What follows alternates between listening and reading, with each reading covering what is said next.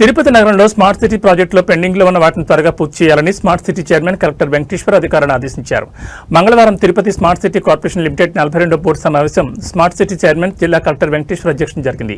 Smart city chairman జిల్లా collector Venkateshwar, జిల్లా SP Subbarayudu, joint collector తొడ విసి గోవిందరావు, ఇండిపెండెంట్ డైరెక్టర్లు డాక్టర్ రమాశ్రీలు ఆన్లైన్ ద్వారా పాల్గొనగా నగరపాలక సంస్థ కార్యాలయం నుంచి smart city managing director commissioner N Maurya పాల్గొని పలు అంశాలపై చర్చించి ఆమోదం తెలిపారు.